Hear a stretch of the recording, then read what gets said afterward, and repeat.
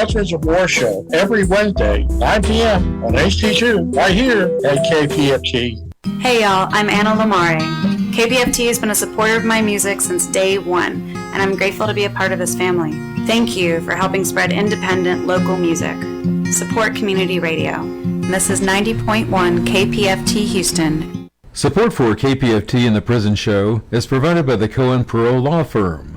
For almost 40 years, Gary Cohen has helped represent incarcerated individuals throughout Texas obtain parole and fight parole revocations. We protect those who have fallen short of perfection from the wrath of those who believe they have attained it. For more information about Gary Cohen and his associates, Alan Bennett and Gene Mathis, you can find it at the website, parolelaw.com. You may also contact them at 512-476-6201. Listeners should be aware that the following program contains language and audio images which may be found disturbing and may not be suitable for your snotty-nosed little brat who probably cusses like a sailor behind your back anyway. Parental discretion is advised.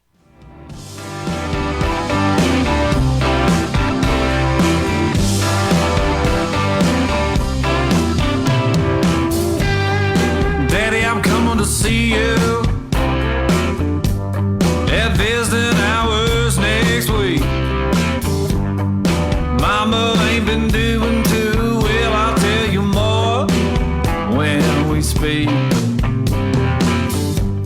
And Billy's loving high school. He's out there blocking for JV. I'm sure he's gonna come around by the time you get released. Friday night, the inmates go quiet. Listen for a voice they know. It's time to holler down the pipe chase and rattle them bars, because we're going to do a prison show for you right here at beautiful old, historic old, exciting new KPFT Houston, from the heart of Montrose, where we all hope tomorrow will be a better day. Dreams I can see is freedom. I will hold you once more. To the men with no visitors, no money on the books. Remember, David's always gonna be here. You're never so alone. This thing's my love. It's Friday night. The inmates go quiet. Listen for a voice they know. It's prison radio. Prison radio. And welcome to the Prison Show. Tonight is Friday, April the 5th. And woo, it's been a week. I know I say that every week, but this week, David sent me an article earlier. The title is "The Slow Death of a Prison Profiteer, How Activism Brought Securus to the Brink." So basically the article is saying the nation's largest prison telecom company, Securus, is on the verge of bankruptcy. Yep. Its failure would represent a remarkable victory for advocates and a potential beginning of the end for the industry as we know it. So, we have the article, and we haven't really had a lot of time to go through it, but basically, Securus is not looking too good, and it controls 80% of the prison phone calls, tablets. So that's all we know for now. And we also had a bit of good news. The Fifth Circuit ruled in favor of a prisoner not allowed to sleep more than 3.5 hours per night. So they ruled on that in favor of him. He's at the Estelle unit, and I think we're going to have more on that later. And David, you're quiet. I was letting you do your thing. You want me to tell you more about Securus? Tell me. So they're only making $740 million, and they're over $1 billion in debt. And so they can't pay their debts. And so they're going to end up having to sell. They're encouraging them to sell.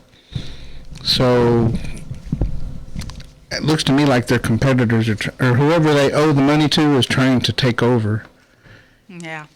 And so the reason why they're saying that the advocates are having victory is because everybody's been advocating to get the prices down. That the prices were so outrageous and they're ripping people off. And I mean, they got a captive audience. They have no choice to pay whatever they're charging because it's the only game in town. But yet they're so far. I seen a post earlier that said that they're hood rats. They can't even pay their light bill. That's awesome. So, I mean, they want to charge everybody for their service, but yet they need to pay their own bills.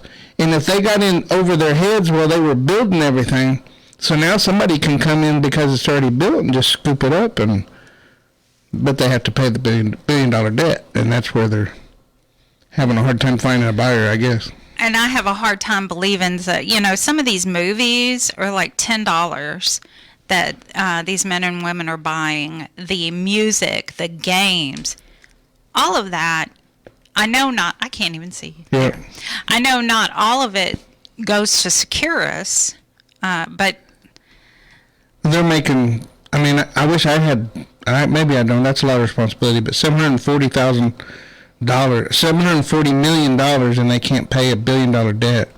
I mean, it's like, here, you have a little bit this month, and you have a little bit that month.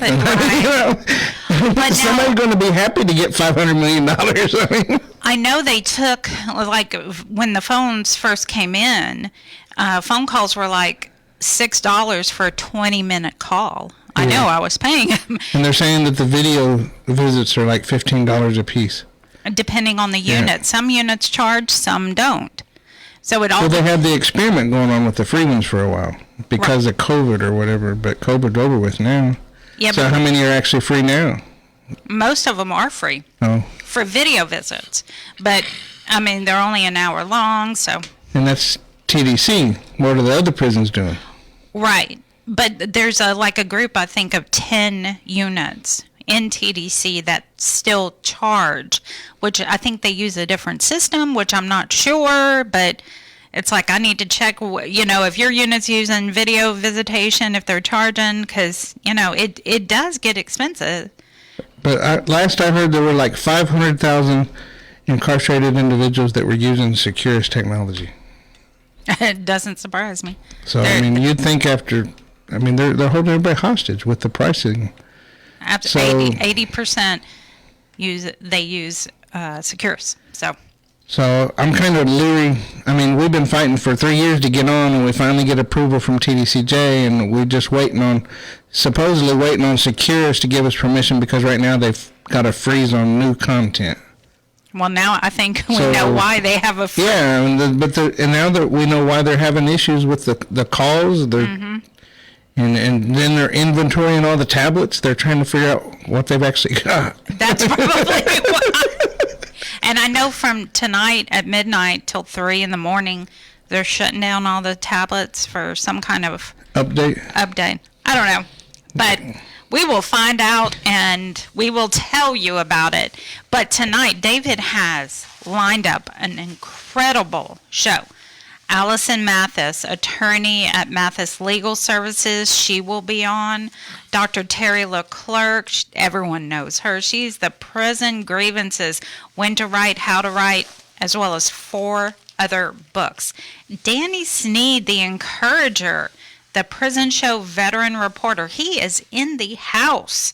Linda and I will be doing our death row reporting, but before anything else, we're going to have Allison on line 2. Hey guys, can you hear me? We sure can. How are you doing this evening? I'm wonderful. How are y'all? It's Friday. We're great. I know. I love it. I'm so interested in this Securus thing. I've been following it a little bit because I don't like them very much either. From an attorney's perspective, not only because I think that they are abusive to the people, their captive audiences that you guys are talking about, but also because a part of the reason they have so much debt is because they've been sued so many times Yeah. for all the horrible stuff they've done, including leaking privileged attorney-client conversations. Oh, wow. Okay. Yeah. And so that's one of the problems. You know, Harris County has a major contract with Securus, and they provide a lot of the communications for the jail.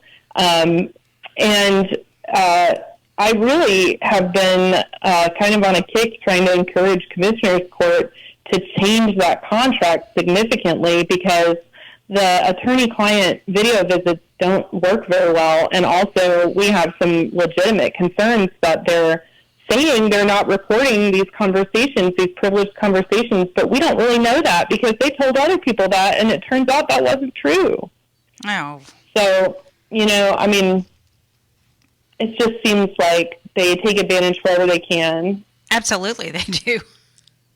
But Yeah. on the good front, you heard about the Fifth Circuit. Yes. Oh, my gosh. And I'm so excited about this. And I think that's kind of what I came on to talk about. I wanted to kind of go through the ruling with everybody out there, because I know I had to go to law school to be able to read and understand stuff like this. and we love that you're on to tell us about it. Well, I mean, you know, I'm always amazed. About 1 in every 10 inmate written writs that I see is just like brilliant. And I know that there's so many people out in TDC right now who are listening to this who have educated themselves in the law so much. And so they probably understand it better than I do. But I'm thrilled to just be able to come on and talk about it a little bit based on my own understanding, because we get so little good news out of the Fifth Circuit. Amen to that. Yeah. So the case that we're talking about is called Garrett, Michael Garrett. He's our guy. He's the brave soldier who initiated this action. And he initiated it back in 2013. He's been in prison for about 30 years. He's serving a long bit. And so in 2013, he was in the McConnell Unit, and he decided that he was going to sue because the McConnell Unit, like a lot of other units, only has about 4 hours at night dedicated to sleep, right? Which just seems unreal. I think a lot of people who aren't in prison, who don't have loved ones in prison, just have no idea how ridiculous the scheduling is there.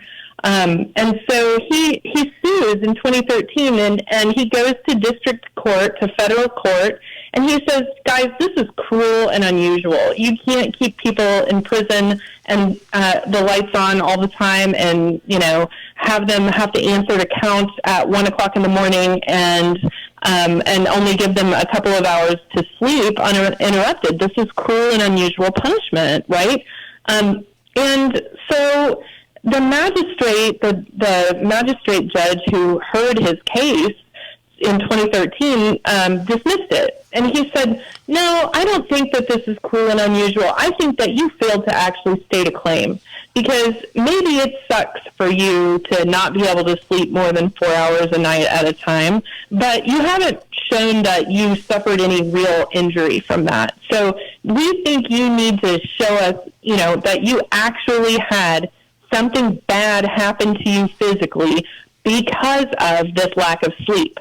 So if you can show us that you actually had something bad happen to you, then maybe come back. But until then, we don't think you have a case.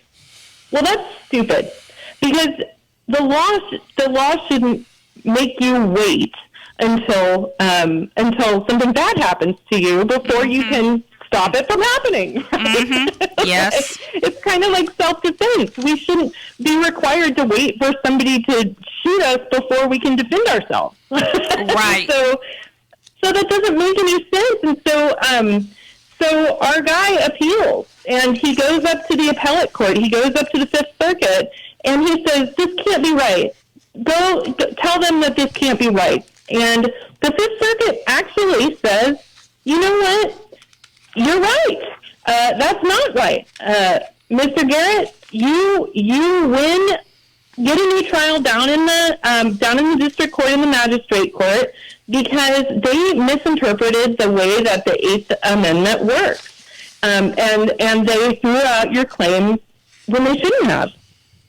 So what the Fifth Circuit said was, you don't have to show that you have been physically injured. You just have to show that there's a substantial risk of serious harm, right?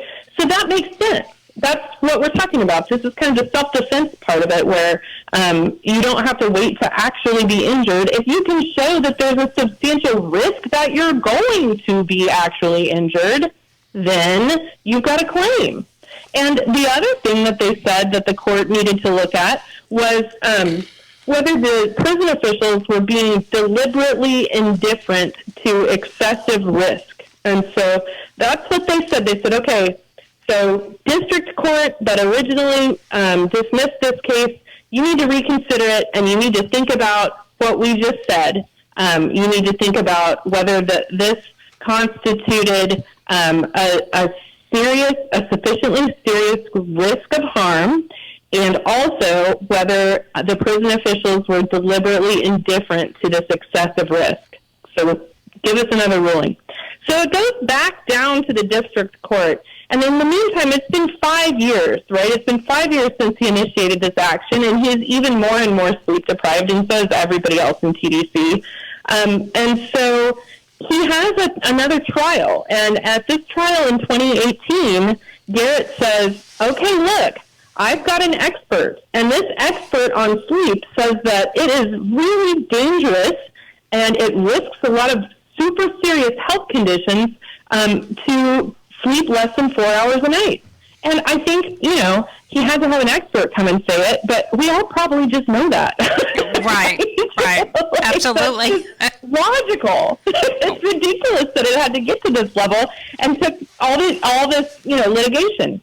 And so TDC comes on and they say, well, we're not really going to talk about that. What we want to talk about is that, we're a prison and we have certain obligations and we have safety issues and we have to do counts in the middle of the night and we have to do all of these things.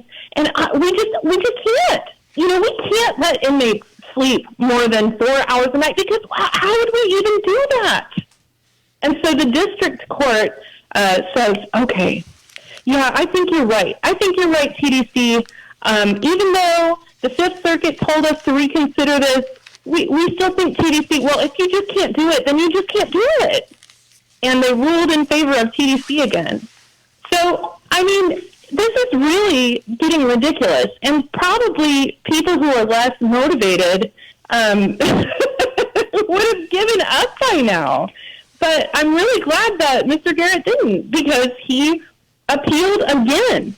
And while he was waiting for the Fifth Circuit to rule on his second appeal, he got moved. Isn't that funny? TDC moved him. They moved him to the Unit. Of course they did. Well, so here's the thing that's funny, is one of the things that courts have to look at when somebody is making a claim like this is whether or not they have standing to sue, right? You have to have a reason why you're being impacted particularly. And so when he gets moved out of the McConnell unit, the question is, well, if you're not in the McConnell unit anymore, how can you sue the McConnell unit? How are you being harmed if you've been moved out of the McConnell unit? And all this litigation has had to do with McConnell and what they're doing over there. But the Fifth Circuit actually did something that I thought was really cool. And what they did was they said, we want to have you brief why the Estelle unit is causing you the same or similar problems. So is this something that's happening all across TDC, or is this something that's only happening in the McConnell unit? And so when he was given the opportunity to show how the Estelle unit was the same and actually a little bit worse, and that they provided even less hours of sleep, the Fifth Circuit said, okay, we're going to go ahead and move forward with this litigation because you've shown that you're in the same position. You're still being harmed by TDC, even though you're in a different unit. And so that's kind of where we end up. That's kind of where we end up when this ruling comes out on March 22nd. And the Fifth Circuit just kind of blows a hole in what the district court has been doing. Because at this point, this has gone down to the district court twice.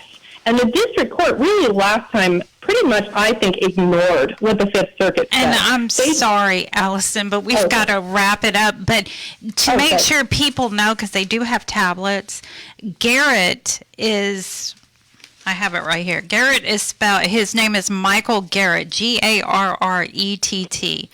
And they can look that decision up on their tablets. That's right. And if you look it up on the Fifth Circuit, the case number is 22-40754. And so what's going to end up happening is the Fifth Circuit has said that this is going back down again to the district court. And hopefully the district court decides it clearly this time. But I think it's making a new standard, or really not a new standard, but it's clarifying the standard for what inmates can bring lawsuits for. And I think this is maybe opening some really important floodgates for more conditions of confinement litigation, and I really look forward to seeing what happens in the future. Well, thank you, Allison, so much, and we look forward to having you back on real soon. And two things real quick. You guys. Congratulations on your candidacy. Woo! Thank you! Yep, and then number 2 is happy birthday to you. Happy birthday to you. Happy birthday, dear Allison. Happy birthday to you. Woohoo! Oh my gosh, you guys made my day. Thank you so much. Thank you. Thank you for coming on. You have a good night. Anytime. Good night, y'all. Good night. All right, now we have Miss Terri LeClercq online, or Dr. Terri LeClercq, line 1. Hello, and happy birthday, Allison, also. Yes. Yes. And one real quick backup on the Securus debt, the $740 million debt. I would love to see their books and see how much their board of directors was making every year. I have this funny feeling there was money going up and not down, but, you know, what do I know? Yeah, what do we know? Yeah. Okay, so today, Dani, we're going to talk about spring. Spring. Okay. Spring, right? Boing. Boing. Spring. Yeah. A correspondent has just shared this curmudgeon thought with me. Quote, I'm tired of winter. I want to fast forward to complaining about how hot it is. I'm with him all the way.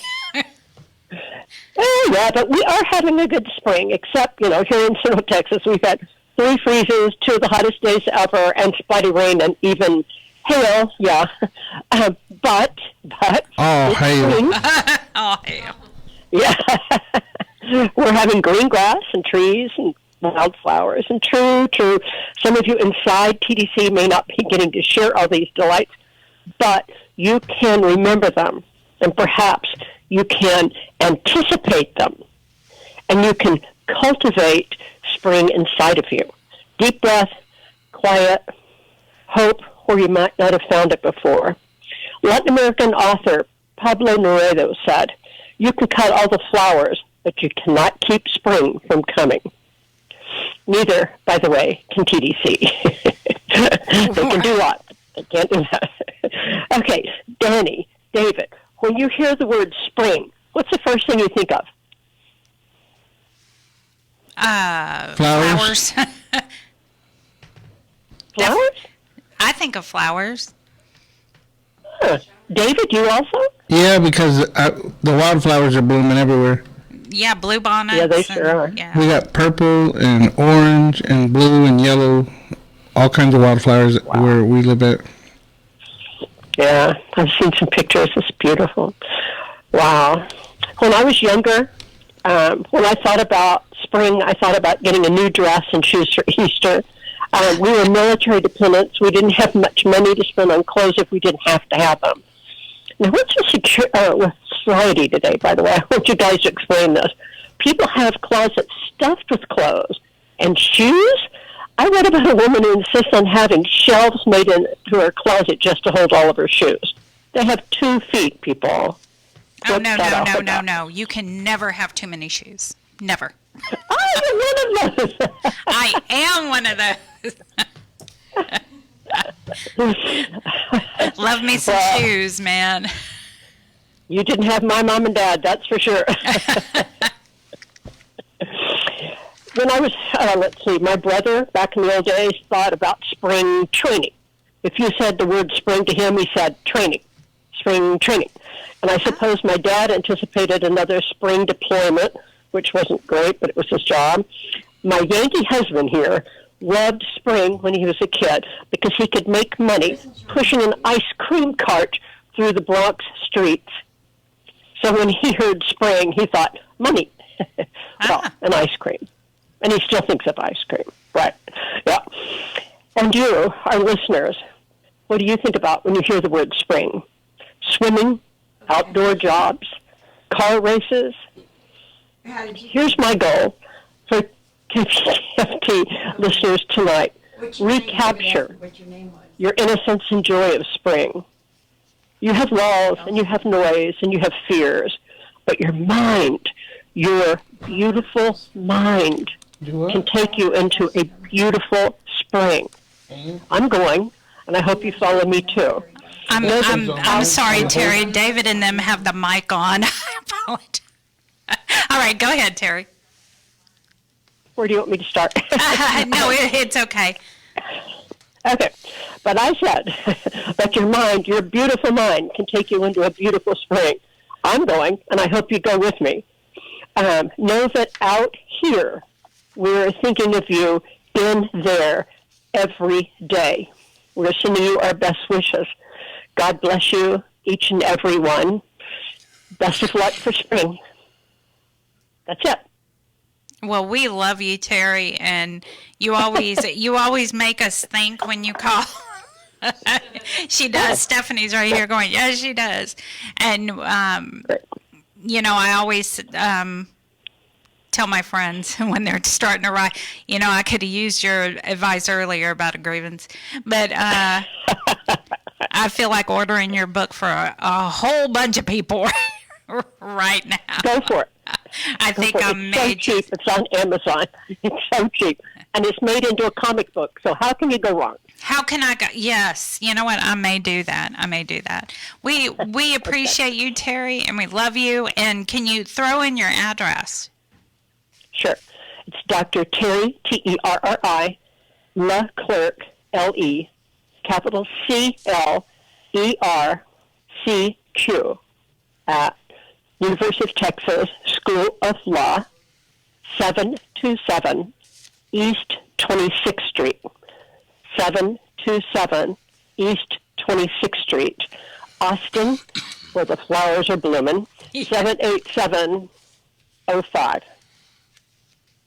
All right. Thank you so much, and I hope you have a great weekend. Happy spring. Bye-bye. Happy spring, yes. All right, and now in the studio is Dani Sneed, the Encourager. Okay, well, hello, everybody. Thanks for the opportunity once again to come in and talk about veterans and incarcerated veterans. Did you guys know that April was Second Chance Month? Second Chance Month is an opportunity for the nation to take a step back and start the conversation around second chances. Who needs a second chance? Who needs a second chance? People coming out of jails and prison deserve a second chance. And some of the things, barriers that affect people coming out of jail and prison, number one is housing. Number two is employment. Yes, yeah. And but as a veteran, and I'm a U.S. Army veteran, I served from 1982 to 1988. I joined from high school. Recruiter came in the room, and he started talking about my dreams, because my dream was to get out of the neighborhood. Didn't have the resources to go to college. Had the GPA, but not the backing. So when he came in and talked about people that wanted to go to college, they were offering opportunities. They'll pay for you to go to college and all the good things, travel. And the one thing about it is I could get away from my mama. Oh, Lord. Boy, mama didn't play. Mama had me at church every Sunday. And she was the strictest drill sergeant I ever met. I've had people of authority over my life, from parole officers to probation officers to drill sergeants to COs, but nobody could stand in the shoes of my mom when it came to holding me accountable. and put structure around me.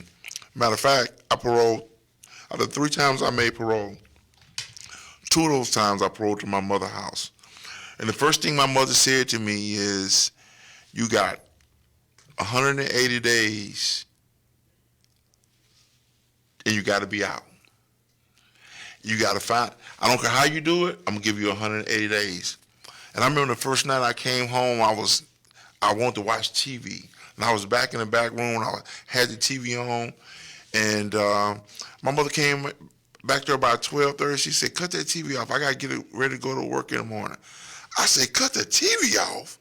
I just left prison where they made us cut the TV off. She said, if you don't cut that TV off, I'm going to call your parole officer in the morning and tell them to come get you. Because if you can't follow my rules, you can't stay here. I said, oh? Okay. Yeah.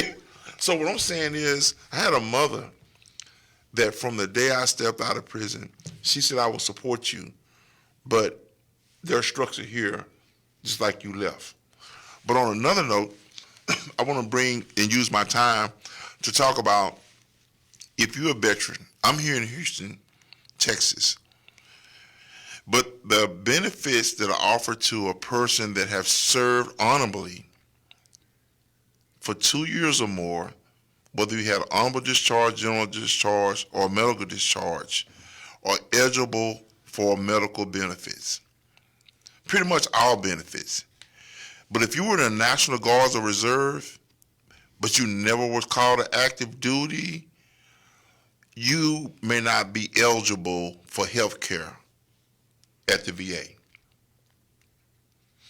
So what are the services that I want to point to is those guys that are listening that received an honorable discharge.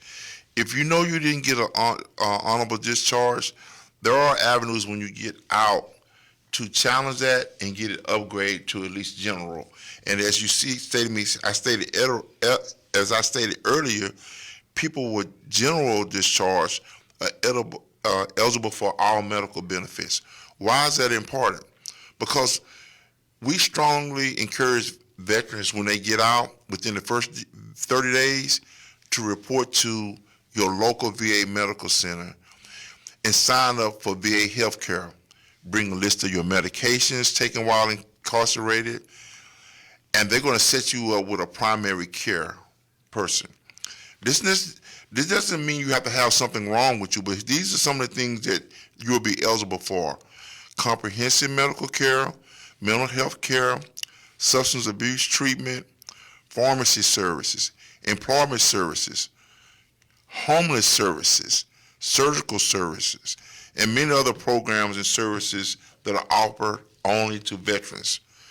But let's go back to what I said earlier. What are the biggest barriers that face anyone leaving jails and prison? Not all of us can parole to mama house. So the VA has a homeless program that partnerships with HUD and the HUD program, which is a better term, Section 8. So what HUD and the VA does and work together is they say, we don't want our veterans homeless. So what we're going to do is we have a housing first program for veterans. That means when you get out, if you go to the VA and you try to get in, and you say, I want to get involved into the housing program. What do I need to qualify? Well, you're a veteran. Did you serve 2 years? You have an honorable discharge? You eligible. We're not going to put you in permanent housing day one, but through our grant per diem program, we're a partnership with a lot of community support agencies that support veterans that will temporarily house you until you get permanent housing. And they will do that up to a year. Whatever it takes, however long as it takes you from move from temporary to permanent housing, the VA will cover. They will pay these independent nonprofit companies to house you. Now you may be in a room with 2 other people, but you won't be they won't be your cellie. Yeah. It won't be no top bunk, bottom bunk. And they will provide you food. And it won't be, but there's still going to be structure. Now, I told you, when I paroled in my mama's house, there was structure. So one thing is to be aware of, and it's another thing my mom would tell me when I was a kid, when I was thinking, if I get away from you, life was going to be great. She'd say, son, wherever you go in life, there's going to be rules. There's going to always be someone telling you what to do.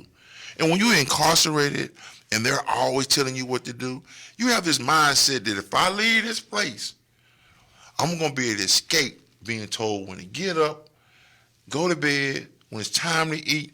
I'm going to avoid all this structure. But that's the farthest thing from the truth. When we leave prison, that structure doesn't stop. Rules doesn't stop. You still have to be, you're still accountable for following society standards and living standards. To give you an example, I'm going to get out, my brother gave me a car. Okay, you out, your brother gave you a car. But you can't just drive the car without no insurance. You can't drive the car without having a driver's license. And someone will say, well, why I got to have all that to drive a car? Well, that's that mentality that closed, or they should say in the therapeutic community, concrete thinking that rules were made for you, Danny. They weren't made for me. Rules were made for the people over there. They're not made for me. I understand there are rules. They just don't apply to me. And that's a way of thinking that I had myself to get away from. But again, if you get out, say if you get out of prison next week and you can't remember all the things I talked about, remember these 3 digits, 211. So when you get to that city or town you're in and you're a veteran, dial 211 and say, how do I get in contact with Veteran Services, my local VA? Because 211 is a national number in every state that directs you to services that that city or state offers, whatever it is. They have it's like calling old school. Remember, it was 411. You call information. I'm from that era. I am too. Y'all from that era said, like, I don't know her number. Man, call information. You dial 411. Her name is Jessica. No, it's probably her mama name, Mary Holman. And they would give you the number, right? Absolutely. So 211 is the national number. The good news, guys, is I look at the totality of how long I spent in the criminal justice system. 26 years I was involved in the criminal justice system. One day I reported for the last time, and I went into the parole officer, and I called everybody that I knew, because this was a monumental moment for me. I said, this Tuesday at 9 a.m., I will be reporting for the last time on parole. And it was after 26 years from my first conviction, and I was kept backing up my parole.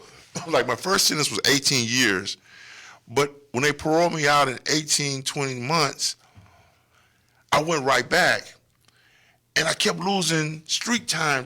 It's just crazy how they'll turn a 10-year sentence, and now that day, I could turn a 10-year sentence into a 15-year sentence by never completing the 10-year sentence by violating my parole, and they take your street time. Mm-hmm. I don't know if they still do that, but it's a crazy system. Oh, they do.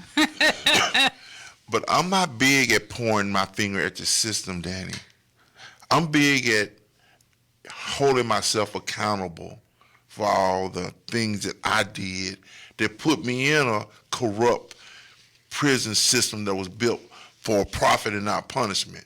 So I made myself available to be a part of the corrupt system by not addressing my substance abuse. So this is my last thing. I got about 30 seconds. If you like me and you know the underlying conditions that keep you caught up in the criminal justice system is drugs or alcohol, and I'm going to label mine was crack cocaine, And until I identified and faced that, there was nothing going to keep me from keeping going back in and out of the criminal justice system. So they can build all the resources they can. These people can work hard to give us better advantages when we get out. But at some point, I had to take responsibility. What am I going to do when people give me that second chance or that good job? So that's my message today. For you sitting where I sat, lay where I lay, got your ramen noodles with the thing on top of it to keep it, you know. I had just one simple prayer when I was in prison in my last time. Dear Lord, I don't want to get out of prison. I want to stay out of prison. I'd rather discharge this sentence than to get out and have to come back, which would be a lot worse. Thank you, guys. And thank you, David, and the Prison Show for giving me an opportunity. Thank you, Danny. We appreciate you coming on, brother. All right, now Miss Linda is going to come join me in here. And we're going to start our segment. Good evening, everyone on Texas Death Row and everyone else listening, because we all know you are listening. We get the letters. David gets them too. As Abe pointed out last week, Randall May's death sentence was commuted to life without parole by the CCA on the Atkins and Moore claims. This, of course, is a win. It really is. Right now we have one scheduled execution in Texas. Get your phones out because right now is the time to call the governor's office. 512-463-2000 or 512-463-1782. Tell him you oppose the death penalty and all executions. As Clementine said, Clementine's our friend that goes out to the protests and goes to Gloria's meetings with us. She wants to invite Abbott to join the new conservative organization against the death penalty. Woohoo. Start calling all those DAs. So if you oppose the death penalty and you haven't been doing your part, start. Differences do not matter when you're standing with others protesting the injustice. Currently, we have one official execution, like I said. Romero Gonzalez is scheduled for June the 26th. Now, as my friend Mayo says, here's the news you can use. And just to remind everyone, if you want a copy of the information that we read, let Linda or I know. Brandon McCall, you filed your petition at the Supreme Court on March 25th, coming out of the CCA. Aureli Escobar, you got a lot going on. On March 27th, the American Bar Association filed an amicus curiae brief. On March 28th, an amici curiae was filed of former states attorneys general, United States attorneys, and prosecutors, and the Innocence Network and the Center for Integrity in Forensic Sciences. All of this at the Supreme Court coming out of the CCA. And on at the District Court on March 27th, Judge Pittman denied your motion for reconsideration. On March 28th, you filed a petition for writ of habeas corpus against the state. Rodney Reed, you were rescheduled for conference coming out of the CCA again at the Supreme Court, but the date has not been given. Stephen Nelson, you have been scheduled for conference at the Supreme Court for April the 12th, and you filed your reply to the state on March 27th coming out of the Fifth Circuit. Dylan Compton, you have been scheduled for conference at the Supreme Court 9 times, with the last one being March 28th. But it was not heard, and we do not have another date yet. And this is all coming out of the CCA. Rodolfo Medrano, you were scheduled for conference at the Supreme Court on March the 28th, coming out of the CCA, but you were not heard. And, of course, another date has not been posted yet. Gustavo Sandoval, you have been scheduled for conference at the Supreme Court 6 times, coming out of the CCA, but you have not been heard yet, and another date has not been posted. Tony Ford, you have another status hearing in the county on April the 12th. Mark Robertson, George Curry, Tony Ford, and Ricky Cummings. On March the 28th, Freddie Hurley has filed a second motion to intervene at the district court. Stephen Thomas, the state filed a response to your habeas petition at the district court on March the 21st. James Calvert, on March the 28th, Judge Barker denied your motion to stay and obey at the district court. John Rubio, on March the 28th, Judge Rodriguez denied your motion for discovery at the district court. Mark Gonzalez, on March the 28th, the CCA ordered no action will be taken on your motion for leave to file amicus pleading. Willie Washington, on March the 28th, Judge Hanks denied the state's motion to cancel the evidentiary hearing at the district court. Robert Solis, on April 1st, your brief was filed at the CCA. If you need a copy, let us know. Taurus Sells, on April 2nd, the state filed its answer to your complaint at the district court. Harlem Lewis, on April 4th, the state filed a request that the CCA deny the trial court's extension request. And Linda has a poem. I do. I've got a poem and some birthdays. But I'll give my poem first. And this is a poem sent to me by Driver. It's called Stay Off My Lawn. Preacher's daughter, mechanic's sister, eye contact is good. Slide a little bit closer, would you? Greasy hands smuggling her favorite dress, lipstick on my lips, boy, don't I look a mess. I don't wear cologne, but I'm carrying a fragrance. Better not go home smelling like I were Irish spring bathing. Move over, dog. She still spotted a long string of hair on my bald head. And where's my damn helmet? Her wine is wearing off, and I'm feeling scared. Aw, hell, where's my steering wheel? She can't really be that mad. And who interrogated and painted the damn dog? What, she thinks we pillow talked in the doghouse? Yeah, she's mad. She got me walking to work with two black eyes, but I'm no sissy, just paid a price. What do you tell a man with two black eyes? Absolutely nothing. His body warmed him twice. His lady warned him twice. Isn't that funny? Yeah, thank you, Driver. That was an interesting poem. Yes. It was good. It was good. Driver, you're quite a character, I can say that much. Yeah. Okay, the birthday list is Clarence Jordan, April the 6th, Harvey Irvin, April the 7th, Eric Williams, April the 7th, Howard Guidry, April the 15th, Richard Vasquez, April the 17th, Ronald Pribble Jr., April the 18th, Ronald Hamilton, April the 21st, and Areli Escobar, April the 23rd. Woohoo! Happy birthday, guys. Yeah, everyone, happy birthday. So again, Linda and I wanted to say that we can get copies of your legal papers if you would like a copy. We can definitely get those to you. Yeah, no problem. Yeah. Yeah. We haven't been mailing a lot of them in, and that goes for general population also, because we do see a lot, like for instance, the Michael Garrett case that went to Fifth Circuit.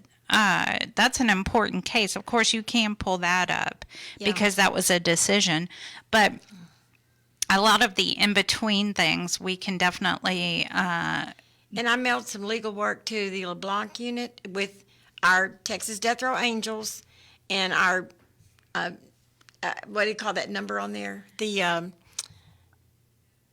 for our ID. Our ID for the nonprofit.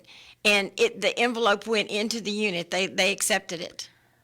But you have to have our information, which you can't get off the street. Linda and I have it, and, but we don't want to. I think Tifa mentioned that, and a few other organizations have mentioned that they were apprehensive about that and scared people would use. Oh, yeah. I didn't think about that. Yeah, we talked about it when it first happened. So we don't, we want to emphasize there's information that we have that we can use. Not everyone. So don't give our information to anyone. Yeah. So anyway, yeah, can you tell we're not too trusting? I definitely don't want to be banned. Yeah, no, definitely not. So,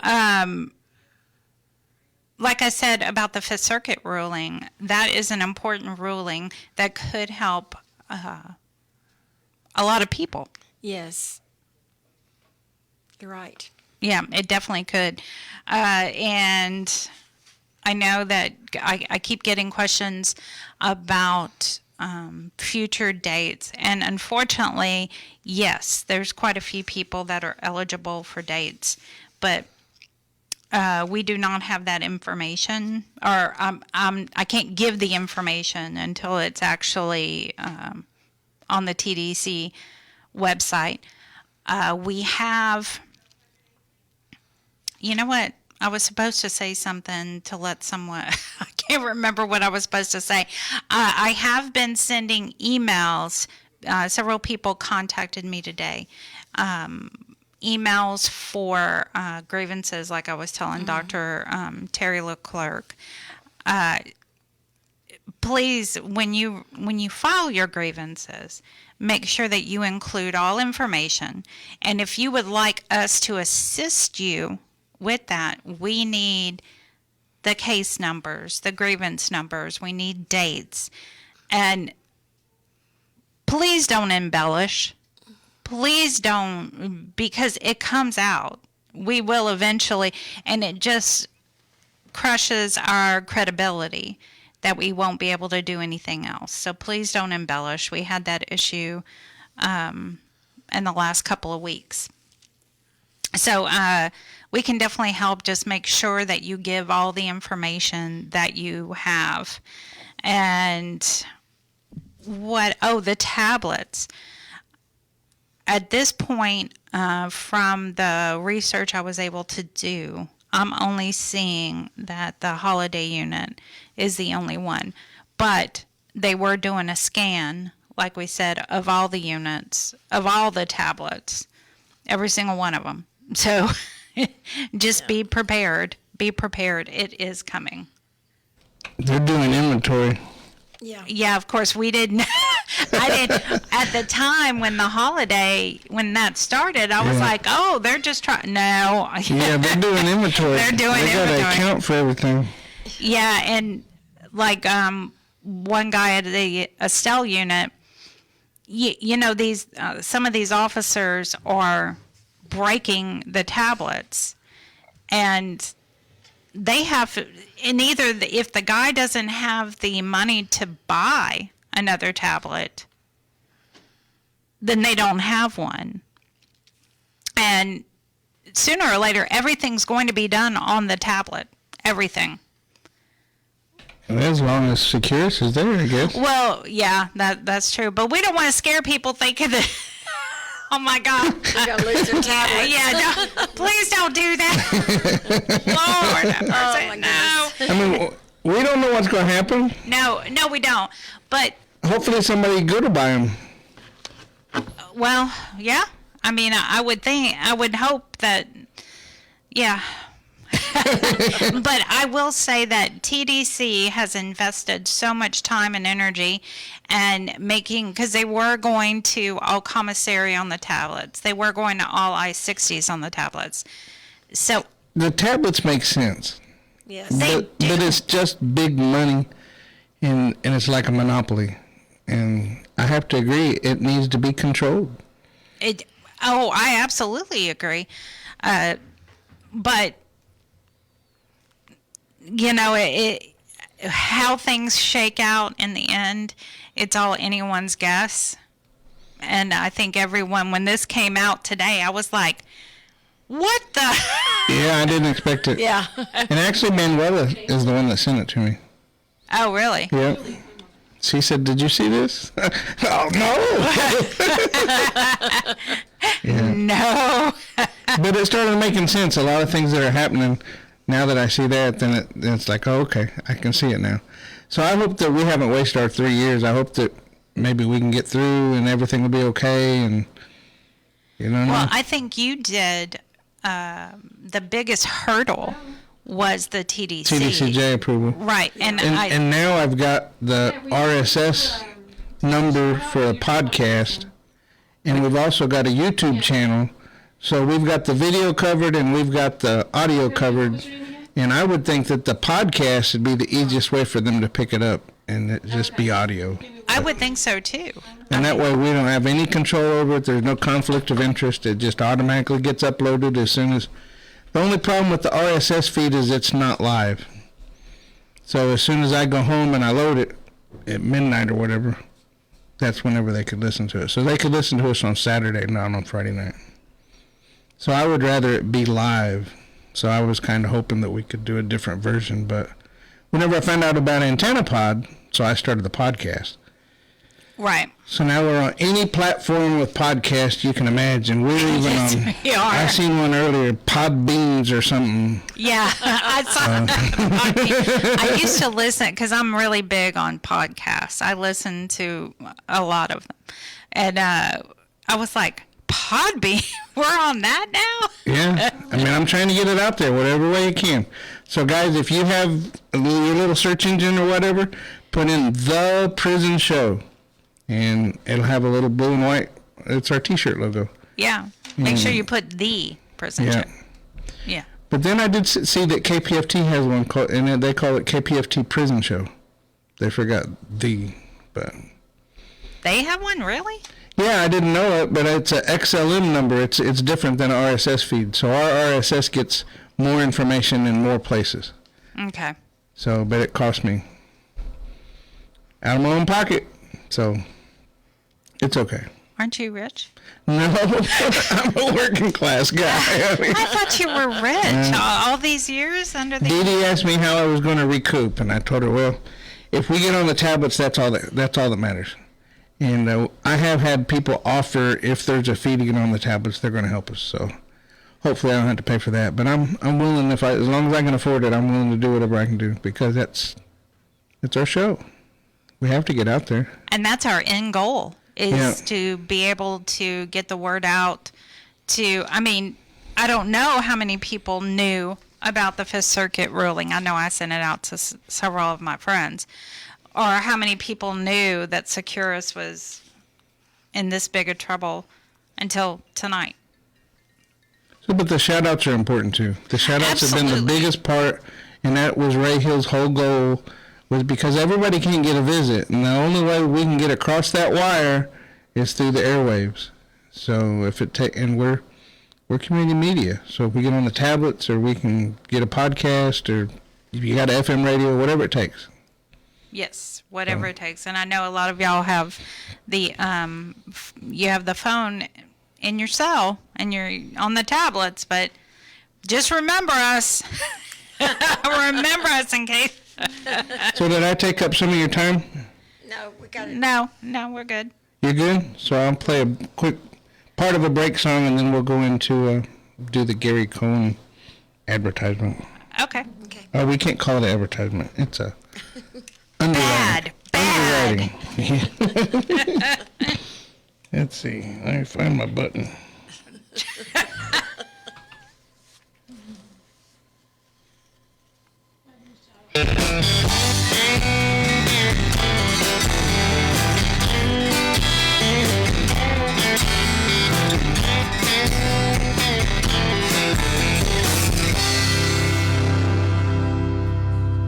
His name is Little Johnny, and he's only 10 years old.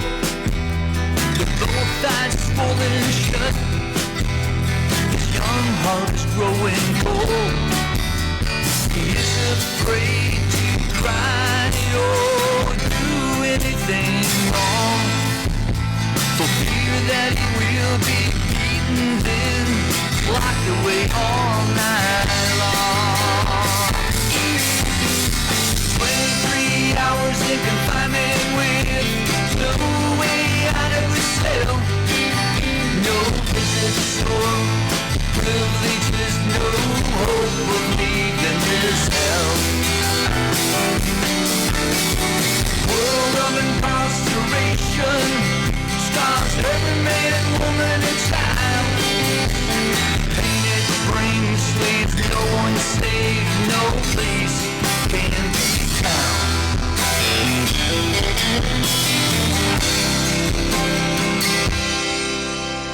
Johnny's daddy comes home.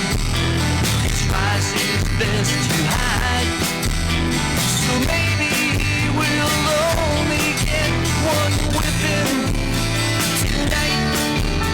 The sound of his daddy's cursing as he stumbles from the car. He drove home drunk again tonight, back from Kelsey's farm, with booze on his breath. It's Johnny Benmore. You're listening to KPFT Houston. Support for KPFT and the Prison Show is provided by the Cohen Parole Law Team. For almost 40 years, Gary Cohen has helped to represent incarcerated individuals throughout Texas, obtain parole, and fight parole revocations. We protect those who have fallen short of perfection from the wrath of those who believe they have attained it. More information about Gary Cohen and his associates, Alan Bennett and Gene Anthus, can be found on their website at parolelaw.com. You may also contact them at 512-476-6201. All right, now we're back, and we're going to get to the shout-outs. Line 2, Robert. Hello. Hello. I haven't talked to you in a long time. Really, you haven't? It's Robert Elser. Yeah, he used to be at Tifa. He was our membership coordinator and all kinds of other stuff for many, many years. Okay, all right. Yeah, for 30 years. The only thing I wanted to pass on, and I found it very interesting, what Terry said and you guys talked about, the springtime. The clothes. You have this, you have that. Well, guess what? I'm an old farm boy, so guess what springtime meant to me? And this probably would also relate to the inmates in many years ago, in which we spent springtime digging in the ground planting. Digging in the ground planting? We planted cotton, we planted grain, we planted seeds to have the stuff grow. That was springtime to us. That's great. Yeah, I didn't think about that. Well, no, I used to, as a thing, my dad used to come out and say, okay, it's time. I said, time for what? You're getting a week off from school, get out on the damn tractor and start planting. Okay, so springtime to a lot of different people mean it works the ground. And that's all I wanted to pass on. Well, you know what? That's a very good point you made. And we appreciate you calling. I know I used to have to plant, I know people probably won't believe that, but I did. I planted watermelons whenever I was a kid. My mom and dad had a big, giant garden, and we had each one of us kids would get our own row, and we could plant whatever we wanted. I guess one year I did watermelons, one year I did pumpkins, one year whatever. Well, we farmed 700 acres of land, and I used to spend a week out there from school. And I told at a class reunion, I said, did you enjoy your spring vacation? And he said, what spring vacation? We never had one. I said, I did. Dad said, get on the damn tractor and get out there and start planting. I just wanted to pass that on. All right, Bob. We appreciate you calling. Thank you. Bye. Thank you. All right, now we're going to go to Anjanette on line 1. Hi, Anjanette. Hi, Dani. How are you? Good. How are you? I'm doing well, thank you. Is Linda in? How are you doing, Linda? She says she's fine. Good to hear.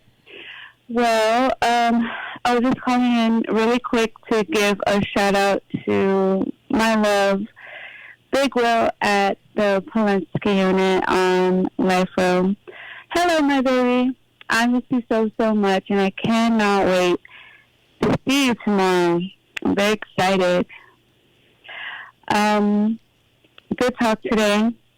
Really appreciate it. And I love you so very much. And I'm missing you, and I'm loving you. And I'm going to head to bed, and I'll be dreaming of us like always.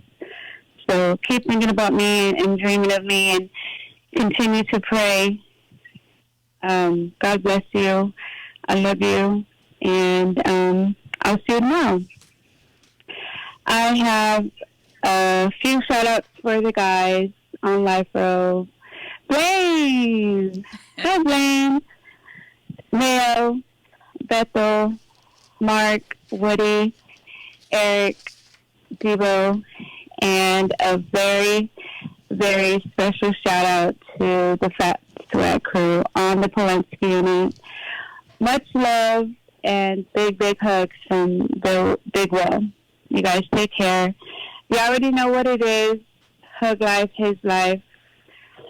All right. Well, I hope all you at the prison show have a good night. Definitely take care and drive home safely. Enjoy your weekend. Same to you, girl. All right. Bye-bye. Bye-bye. All right. Now let's go to Nadine. Nadine. Okay. Hello, everybody. I want to make a shout out to my love at the Polonsky Unit. Hello, Uncle EP. Everyone called me Auntie EP, so I have to take your nickname, okay? I love you so much, Eugene. Love you. And when I saw you at the hearing, it was like my heart was pumping, and it was, I really appreciate, and I wish you the best. I wish us the best in the 2 months coming up, and we will see what will happen, but we are close, Eugene, so you better to be up, man, okay? I trust you like you trust me, so we are to be strong together, okay? So I want to send a hello to my friend Ali. Don't worry, I will answer you as soon as I can, okay? And I want to send much love to my friends. To happy birthday, Howard, and to you, Tony. I send you my power to be strong and. Well, send the letter, and I will read it to the conference we have in LPG. Okay, thank you, Johnny. And what I can say, Big White, I would answer you another letter. I need you two letters to write you two letters. Anyway, to every one of my guys, Chong Tong, everyone, I send my love from me and Eugene. And anyway, I love you, my Eugene, and stay strong for me. Please, please, please. I will be okay. I have good news with my health. I will go on Monday again. They called me. So be quiet. Everything will be resolved, okay? Bye-bye. Thank you to everyone there for the show. Okay? Bye-bye, Danny. Bye-bye, David. Bye-bye, Linda. Love you. Love you too, Nadine, Bye-bye. and we miss you. Have a great weekend. All right, Annalisa. Hello, everyone. It's Annalisa. I hope you are all good. This is my message for my friend Isidro. Hi, Isidro. I hope you are well. Thank you for your letter and emails. And I hope my letter arrives soon. And I hope that the book has arrived. I hope you are well and are having a good day. And I send you my warmest wishes and big, big hugs. Take care. Take care, everyone. Bye. She always sounds so sweet. All right, now we have Carmela on line 3. Good evening. I'm here I hope everybody's doing okay at the prison show. I'd like to make 2 shout-outs. Oh, I did it again, didn't I? Oh, okay, I'm sorry. I'd like to make 2 shout-outs. The first one is to Marcus Mullins at Montgomery County Sheriff's Office. I hope you're doing all right, Marcus. I hope you had a good Easter, even though you weren't able to be as free as you wanted to be. I just hope you had a blessed day, and you're doing okay, and things are hopefully progressing for you. Stay positive, stay strong, keep your head up, and just know you're loved. Think about you every day, and the chickens are doing great. Everybody's doing fine. They're at a baseball game for Jonah tonight, a doubleheader, so they should have some good news. And you just take care, and I hope to talk to you next week. I had phone problems last week, so I couldn't call. And just take care, and know that you're loved. The second shout-out is for my nephew. I forgot his name, I'm sorry. Bradley Leland Aiken in the, I'm sorry, I'm so The Beto tired. Unit? Yes, thank you, the Beto Unit. I'm trying to remember that, because the one lady makes a shout-out to Beto. Yes, thank you. I hope you're doing all right, Bradley. Hope you had a good Easter season, and just keep your head up, keep your thoughts pure and clean, and know you're loved. I love you very much, even though we haven't seen each other for a long time. I do love you. I'm a miracle at loving you. I haven't talked to your dad in a while. Hope he's doing okay, but just take care and do what you need to do, and just know you're loved. I love you very much until next time I talk to you on the Prison Show. Thank you, Prison Show, for being here and doing what you do for all of us, and hi to all the male and female inmates, wherever you are. Know you're loved. Thank you, Prison Show. Good night. Thank you. Have a great weekend. You too. Goodbye. Bye-bye. Okay, now we have Julie on line 4. To my love at Tommy Ray Tig at the Michael Unit. I am feeling better, a little bit better, and I'm feeling a bit better with I've hurt a little bit, but not as bad as I have been, because you know about my kidney stones I've been passing. I don't know if they're still in my kidneys or not, but hopefully they'll dissolve pretty soon. But I've been feeling good the last 2 days, and been thinking about you, and I did put lesser money on the econ because I accidentally try to put money on this Curious account, and I accidentally hit it like 3 different times on putting the $11 amount on there.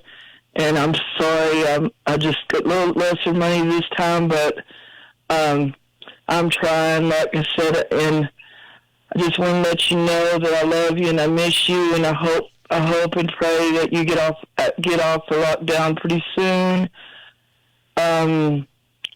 Everything's good here. Julian's he's doing okay. Everything's going okay here. I miss you and I love you very, very much. Let me see.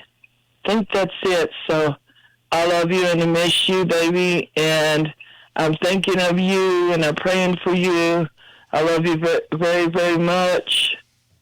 And so, yeah, that's probably about it. But thank you for the prison show as well. I really appreciate that. I really appreciate the prison show that y'all broadcast, and it makes a difference, and y'all really do make a difference for us, and I really appreciate y'all. Well, thank you so much, Julie. You're welcome. I love you, baby, and I miss you. But anyway, but yeah, I appreciate y'all, and because this means so much to me, and I know it means so much to him as well. And you all have a good night. God bless. God bless you too. Thank you. You're welcome. Bye-bye. Okay, bye. All right, now we have Caitlin.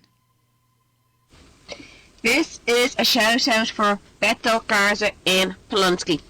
Hey Boo, how are you? I hope that you're in good health and spirits and that there's a smile on your handsome face. As for me, everything is good. At this moment, I am actually outside work, about to go in. I'm in today and I'll be finishing up and then I'll be off for a few days for vacation days. Yeah, not much plans other than maybe go to Buddy and knock into a lane and things like that. But yeah, I keep you posted. But it is going to be pretty chilled. Yeah, here at the moment the weather is still like bipolar. Like 1 minute it's like lashing rain, like really hard with wind. And the next minute, yeah, the sky is blue and it's getting nice and warm. So yeah, who knows what tomorrow will bring, or even the next hour bring with the weather. It will not surprise me. So other than that, please know that you're my heart, thoughts and prayers. And thank you for being here for me all the time. So good night, sweet dreams, and please stay safe. And to everybody at the prison show, a big, big thank you for making this happen. All right, and just a reminder, 713-526-5738. Option number 2 to speak to someone or to give a shout out live on the air. 713-526-5738. And we have Miss Shirley on line 6. How's everyone doing? Doing good. How you doing, Miss Shirley? That's good. Trying to get a cold, sounds like, with the weather the way it is. Aw. But yeah. I'm calling to do a shout out to Blaine. I love you, Blaine. And I like that devotional you read to me today. It was very pretty. And I want you to keep your head up and have sweet dreams. And hopefully we can talk tomorrow. You seem to be in good spirits, and I'm glad of that. I want to give a shout out to Big Will, Beto, Eric, Mayo, and Mark. Hope you all had a good Easter. And so, guess what, Blaine? I'm winning this one tonight. Ha ha. Bye. I love you more. Gotcha. That's funny. That's funny. He says he always wins, so I got him tonight. Good. You deserve to win. Bye, Blaine. I love you. Cody says he loves you. Everybody says I love you. And so I love you. And hopefully I'll talk to you tomorrow. Bye. Love you more again. Talk to you later.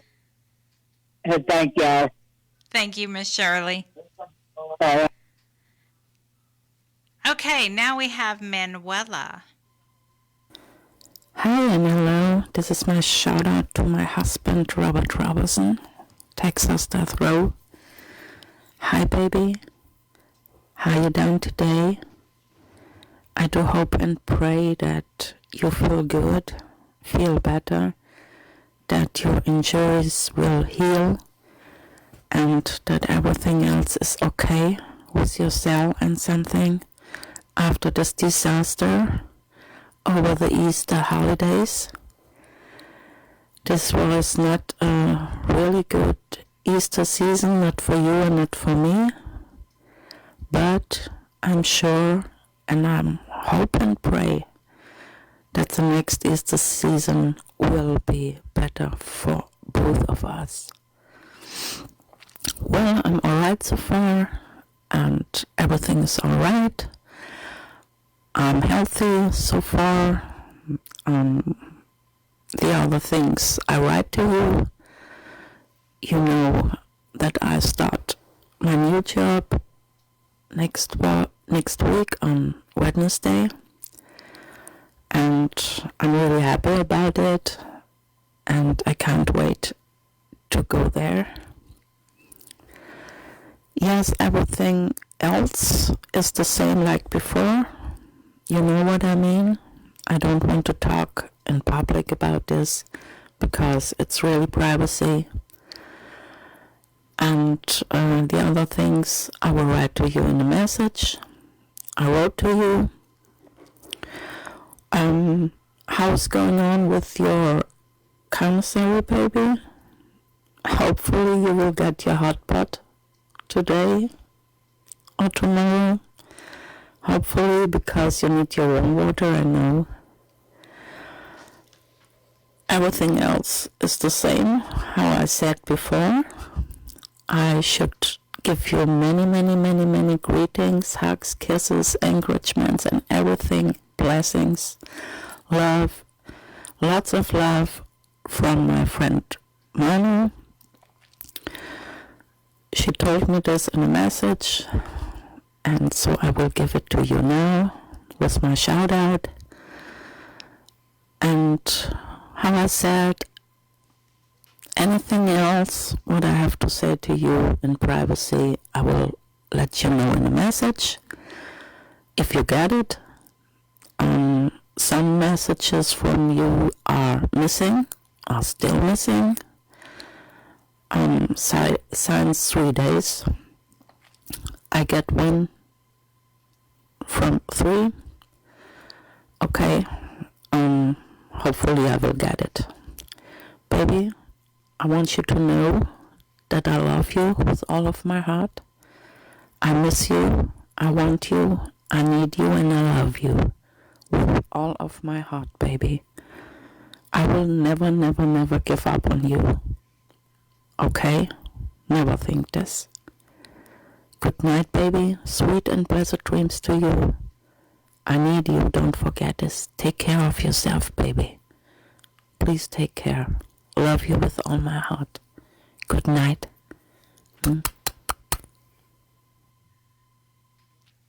All right. Now, real quick before we go on to the next one, Kangaroo, as y'all know, was executed, and his family has asked that we get some stories of him, some funny stories, some good stories about Ivan. So if you can, you have Linda's on your tablet, if you have me on your tablet, if you can email one of us some funny, good stories of Kangaroo, that would be great. We would really appreciate it. All right, now we have Miss Lydia on line 1. Hi there, Dani. Hi, how are you? I'm doing good here in the Rio Grande Valley. Windy day, but a beautiful day. We're blessed. Yes. Yes. And I just want to say hi to my son and tell him that we're doing good. What's her name? Alex's baby has really been enjoying that pool she now gets in, but she's still taking it easy when she gets in. She's a little bit, I think, scared. But she's getting in the water now. Tia Janie was going to go up to Jenny's, and Tia Early was going to go with her, but then Edward was out of town, so Tia Janie decided not to go. And then she said, well, it's best I don't go because there's going to be a lot of traffic, people driving up towards that area to see that eclipse. So Janie decided not to go. I offered to go with her, but she said she wasn't going anymore. Okay? But that's about it. Everybody else is home and taking it easy. And we'll see what tomorrow holds, mijo. Okay? And I know if Victor's hearing this, that his sister's already on the list. And I gave her this number so that maybe she could call. So maybe she'll call here in a few minutes. But, and today Jorge made some hamburgers. I had been craving hamburgers outside and cooked outside on the grill. So we had burgers, hot dogs, and some chicken. And they were really good. Theo came by and he picked up a burger. But we all ate. Everybody ate. Jorge's workers ate, and I ate. Even Bingo. Bingo didn't even want to walk today. He was so tired from being outside. Jorge just called him and called him and called him, and Bingo wouldn't even show his head outside. He wanted to stay in. Bueno, papi, that's all for tonight. Love you and miss you. And you take care, mijo. My saludos to all the guys. You know who you are. And blessings. Good night. Good night, Danny and Linda. Thank you. Thank you for everything. Good night. Have a great weekend. You too. Bye. Bye-bye. Okay, now we have Lupe on line 2. Hi. Can you hear me? Sure can. How are you? Doing just fine. First of all, I wanted to thank you all for making this possible. Thank you very much. And my shout-out is for Isidro de la Cruz, and he's in the Polonsky Unit. Just wanted to stop by and say hi, and I hope you're doing good. I have you in my prayers every day. And your mama came to visit with me for a few minutes before they were on their way with the rest of the family that went to visit you last week. I hope you had a great visit. I also wanted to let you know that everybody in the family is doing fine.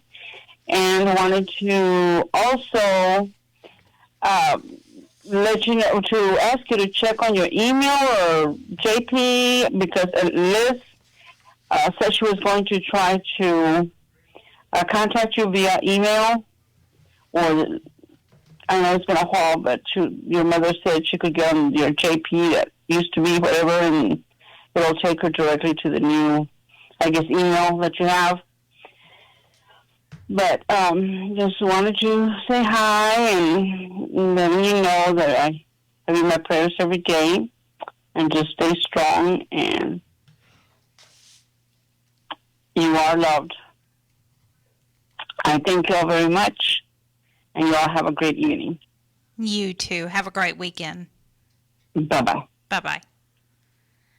Okay, now we have Mysterious Mike, who texts in all caps like he's yelling. Hello, this is Mysterious Mike for doing the shout-outs for the prison show. Here's my shout-outs. The guys of Texas, Guy Alexander, Jamie Cuppett, Stephen Russell, Stephen McGee. Shout-out for Philip Perez. Lucy and Michelle want me to do a shout-out for Paul.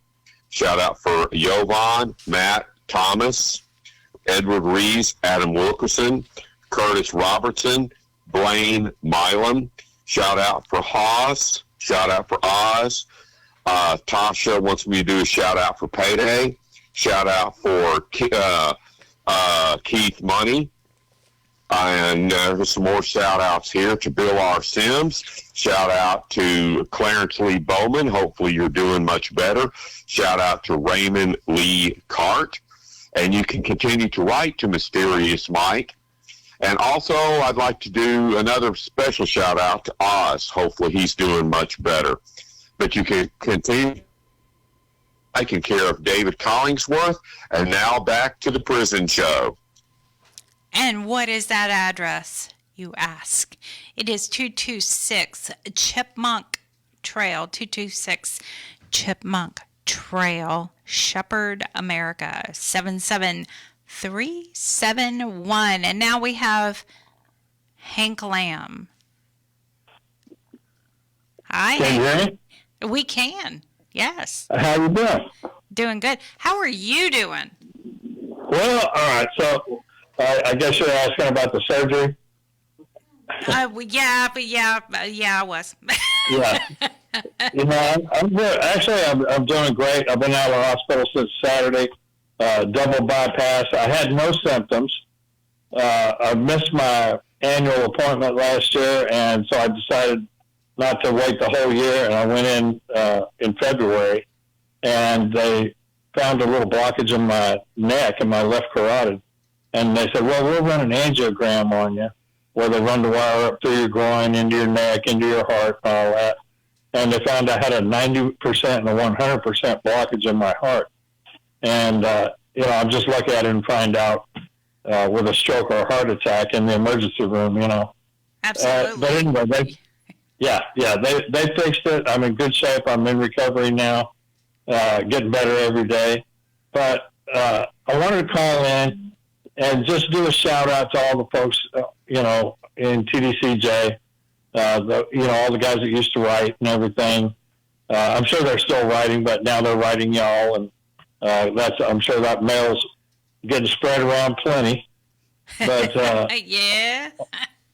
And I also want to do a shout out, and I hope the guys are listening. But I've had several guys that I was working with before I retired that have gotten out now.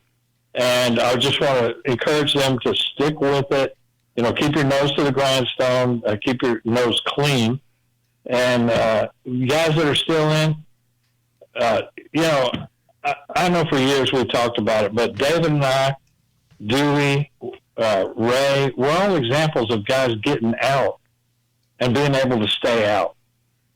And it's not as, you know, a lot of people go back. A lot of people do go back. But it's not as hard staying out as people like to make it sound.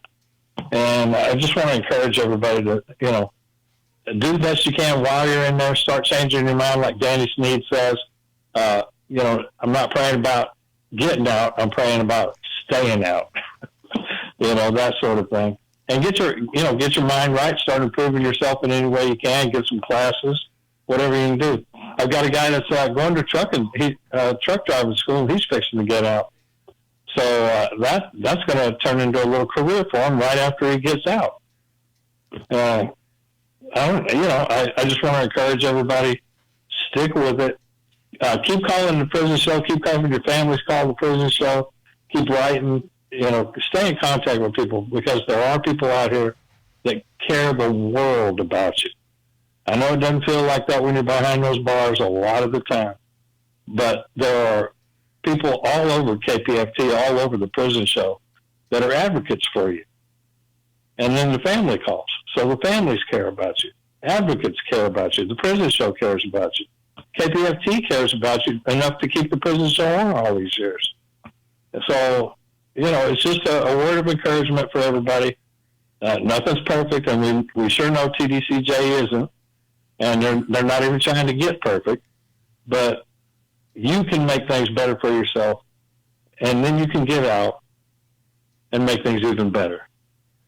So, you know, I'm not going to stay on my soapbox on that. I wanted to also shout out to you and Miss Linda and even Mysterious Mike. I'm glad he's still doing that. And then David, you know, I think the world of you guys for doing it and sticking to it and everything. I think I got out at the right time for me, but everybody's got their own threshold. For me, it was 30 years of this kind of work. So I had a point where I felt like it was enough. But, you know, you guys are doing a great job. The station appears to be very happy with you. I don't hear anything but good things. So thanks for doing it. Well, and thank you for the encouragement, and we hope you feel much better really soon. Well, I actually feel pretty great. When I cough or sneeze or something, my chest hurts, because of a foot-long incision in my chest. Yeah. Yeah, but other than that, honestly, I'm doing pretty good. Getting back in the swing of things. Got out and about, ran some errands today, so that was pretty good. I don't know, it's a little tiring. I'm not spry yet. I wouldn't go that far, but yeah, things are going good. Linda's taking good care of me. I got the best doctors there in the medical center, so no worries. I got a bunch of follow-up appointments this coming week, and I'll know more. I think this is where they lower the boom on me and tell me, well, you got to do more exercise, you got to change your diet, no more fatty foods, no more this, no more that. I think it's all going to happen this coming week. Well, definitely keep us updated, Hank, and give us a call back. Oh, yeah. All right. Well, I love y'all. Thank y'all so much for keeping it up. Love you too. Take care. All right. Whoa. Linda's like, boom. Quick draw, McGraw. I know. All right, Stacy. This is to my husband, Sporty Black at Wainwright Unit. Hey, baby love, this is Wifey kissing you the national holiday, First Contact Day. Wow. Does that bring up memories? So which do I focus on? The first time I saw you, or the first time I knew you were mine, our first contact kiss and wedding. Man, there's been so many first kind of contact days. I just can't wait for the contact to bring you home with me. And it's coming, baby. Yeah, it's coming soon. It's been a chilly spring overcast day here. Oh, and boo, check this. The Virginia Ombudsman bill got passed by the governor. Yup. It's many years in the making. Anyway, we got it on all the platforms. The girls are behaving. We all just miss you, boo. People are tripping on this solar eclipse, man.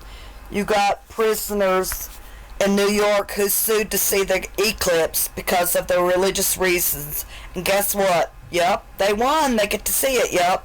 6 of them get to observe the eclipse, yup.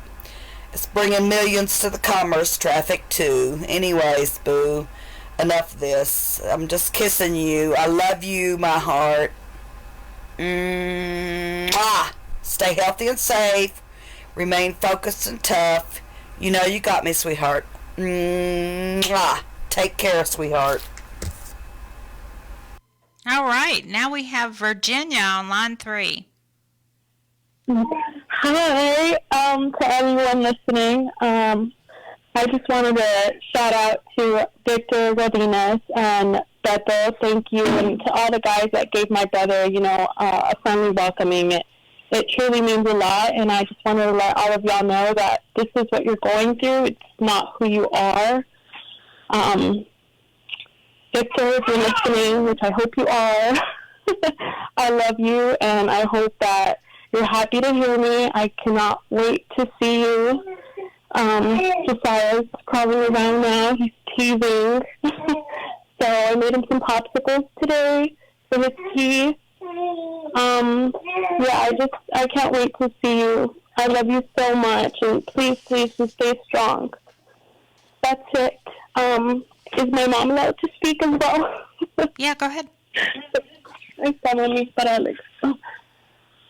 Mijito, te quiero mucho, papacito. Acuérdate que aquí está tu perris, mi homie, esperándote. Te amo, mi vida. Okay, that's it. Thank y'all so much for making this possible. It means a lot. Thank you. Call back next week. I will. I sure will. All right. Thank you. Thank you. Bye-bye. Okay. Now, TDC had an update on their website that, there's 44,848 current number of cool beds available. There is 2,149 cool beds under construction, and 11,565 coal beds in design.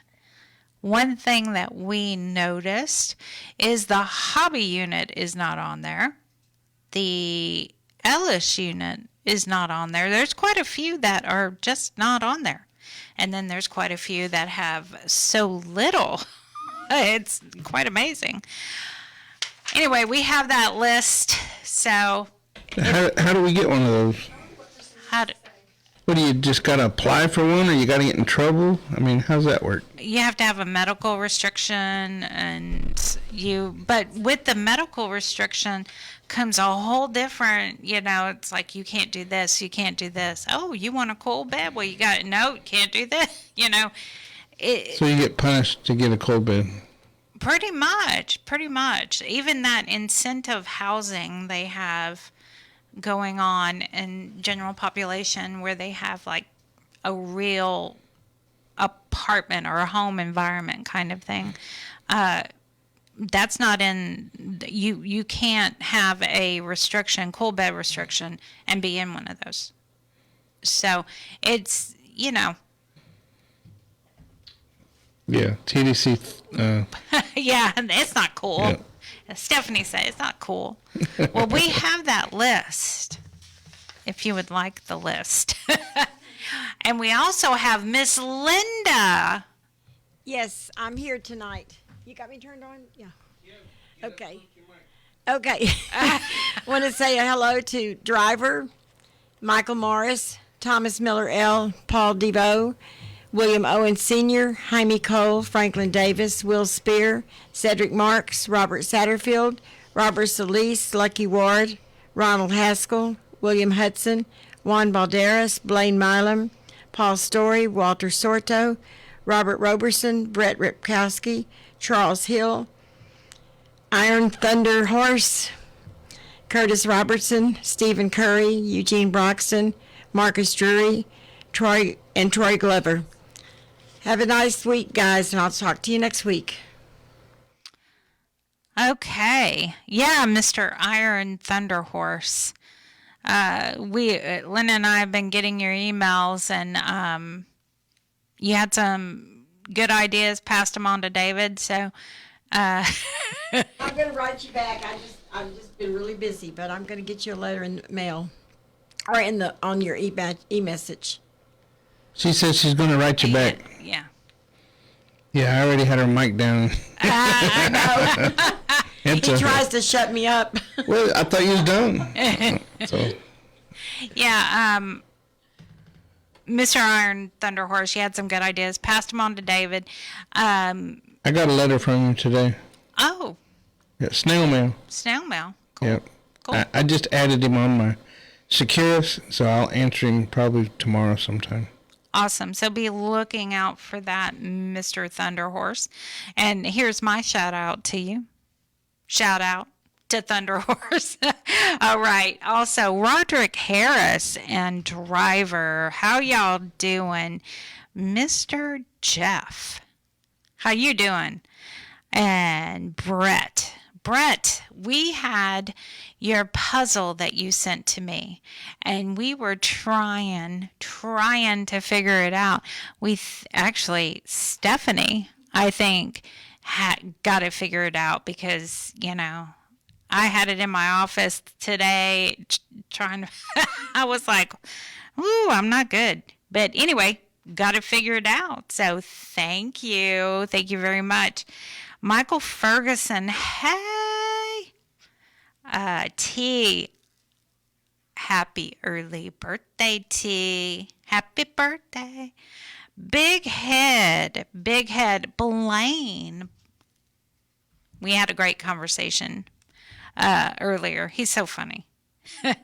Mayo, Leroy, Jay Van Story.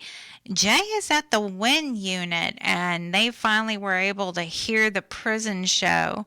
The area that he's in, it's very hard for him to catch it. So anyway, I'm glad that you got to hear me saying, hey, Toot. No, I'm not going to forget you, Toot. That's some good stuff, right? I think that's what you said. That's some good stuff there. Leo Willis, Joe Don, Big Daddy Chucky, Marlon Nelson. Shout out to all of y'all. And I think Stephanie has a shout out. Come on, walk on over here and drop a She can use the mic right there. I got to switch. Okay. Well, switch it up, but she won't be on camera. We got to get her on. Well, get on over there then. See, I knew what I was doing. I knew. You go, girl. All right. Shout out, but I'll create one. Well, shout out to my husband, Gary, of course. I love you so much. He's asleep, but somebody will tell him I said, yeah. Hello to all the guys over there in 12 building at Polensky Unit. What's up? What's up? I don't know. I want to say thank you to a few people. Lisette and Marty and Fight to Forgive, because they all helped out and contributed to the Easter event that we had this past weekend, and it wouldn't have been possible without you guys. So thank you so much.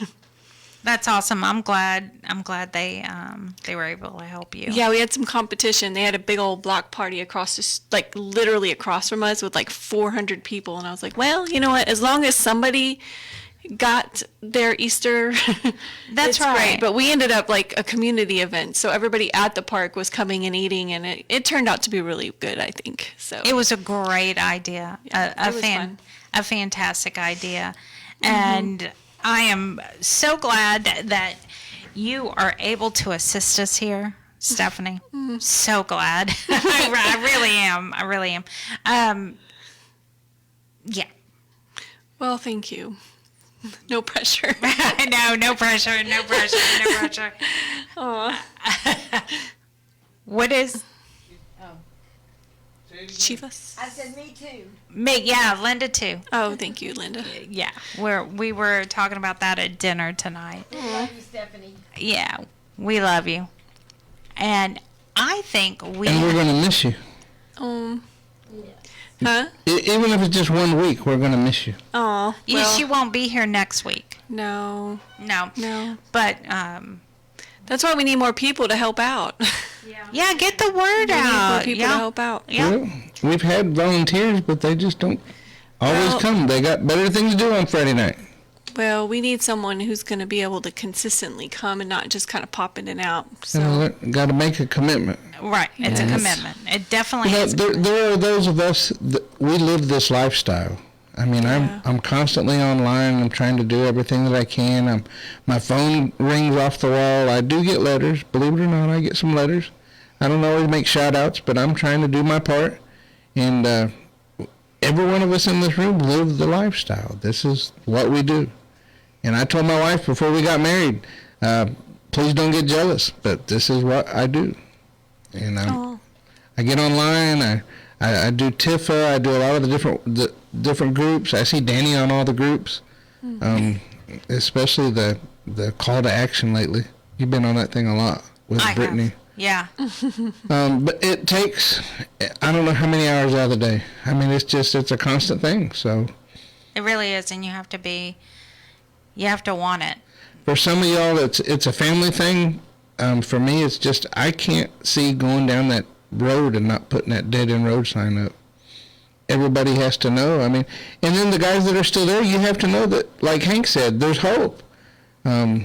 I'm not saying I'm all there, and I never make mistakes. I'm not saying that at all. I make a lot of mistakes. Yes.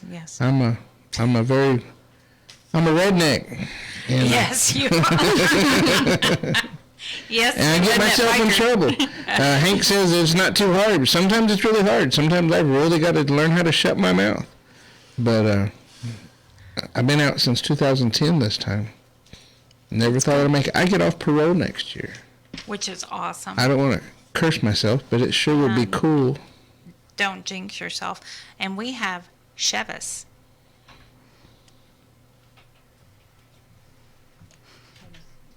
Peace and power to our listeners. Can y'all hear me? We sure can. Fantastic. Great to be on. Chevis Watson, your in-mass incarceration reporter, and tonight I won't give you such a long report, but I will tell you this. I will be on the radio next Friday, so tell your family, tell your friends, but most importantly, tell the brothers and the sisters inside. Please, I've got some exciting updates. I've been doing my research, digging deep in the Houston area, and I found an organization that I think can help some of us. I've also found a ministry in Burnett County that's doing some fantastic work for our women in TDCJ that are being released. So I'd be happy to share that next week. Stephanie, I'm going to miss you as well, as I'll be in-house. And I should probably start volunteering for that as well to help out best I can. We live in very strange and interesting times, Miss Dani, Miss Linda, Hank, David, Captain Tom. Want to send well wishes to a big shout out to Hank on his road to recovery. David, congratulations, man. That's exciting news. You're an inspiration to so many of us.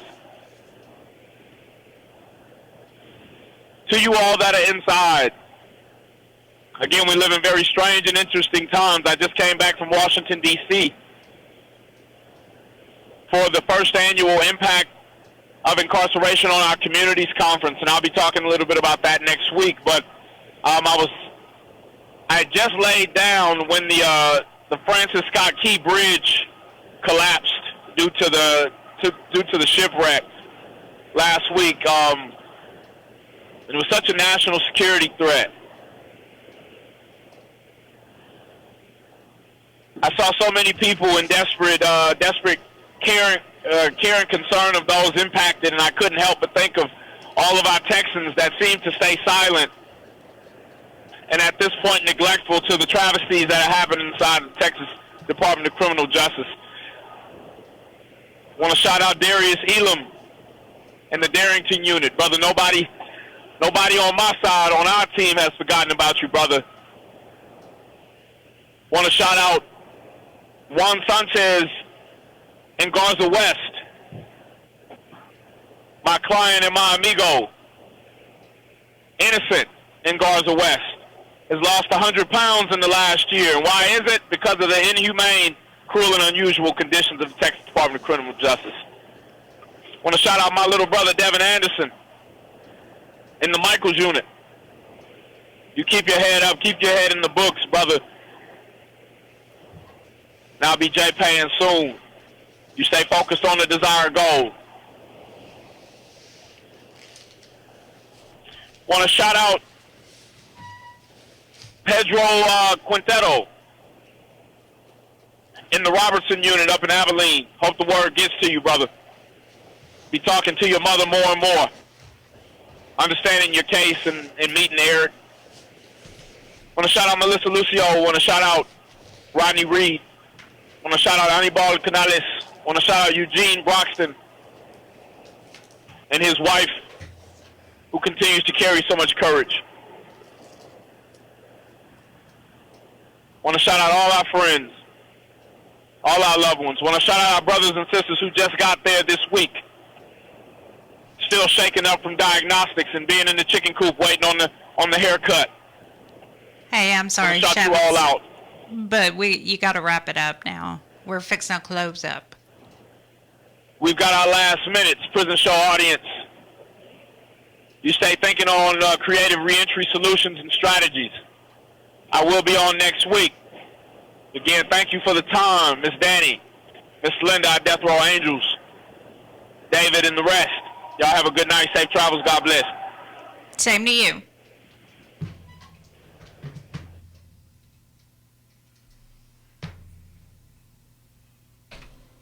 Cool. That was a good show. Sorry we had to cut Shiva short. It's just time to move on.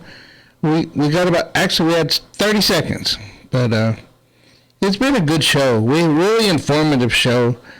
I don't know what all's going to happen with Securus, but at least we know what's going on. It's not a mystery, and we can see why different things are happening. It's starting to make a little bit of sense. I'm not. I don't know what to say. I don't want to wish anything bad on anybody, but at the same time, there needs to be some change. And if you're going to be such a large corporation, you need to be able to pay your bills. I mean, I got to pay my bills. Miss Dani got to pay her bills. Stephanie got to pay her bills. Stephanie just went through some trials and tribulations, but she paid her bills. So I mean, that's what we got to do. So especially if you want to be a business, I seen a cop the other day that had they were commercial law enforcement. So their whole job was to deal with businesses and people with commercial vehicles, and they didn't care about the private citizen. I mean, if something was going on, they'd probably help. But I'm just saying that was their job to do the business side of things. And I think that they should be held at a greater accountability, the business side of things, because you're out there to make money. So you should make sure all your insurances and all that stuff your bills definitely got to be paid. It doesn't make any sense to make $740 million and not being able to pay your bills. I mean, if you got to juggle it, get it paid. But they sure cut us off. Yeah, we don't pay. That's right. They cut you off quick. But we're coming up with CNVRGE. CNVRGE is coming up next. And so y'all stay tuned. If you don't know anything about CNVRGE, they were born in a college radio station on the University of Houston campus. It's a couple, I don't know, is it 1 hour or 2 hours now? I think, didn't they change? I don't know. But they're showcasing all the best in local house and techno music scene. So y'all stay tuned for DJs Nico and Chris, and they'll take you through a journey of the Houston underground electronic music scene. So without further ado, y'all have a good weekend, and we're going to go out and listen to Charlie and the Regrets. Have a great weekend.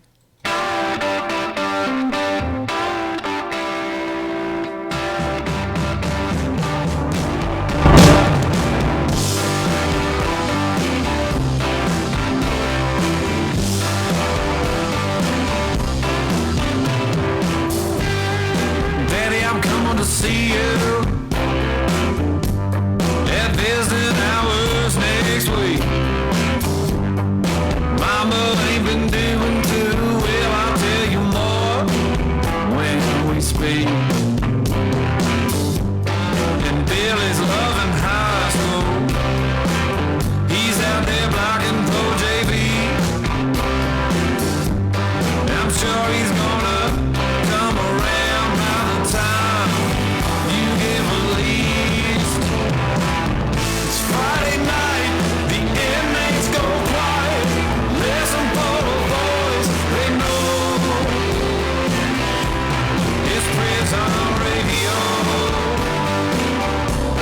It's prison radio. From Paris to Polanski,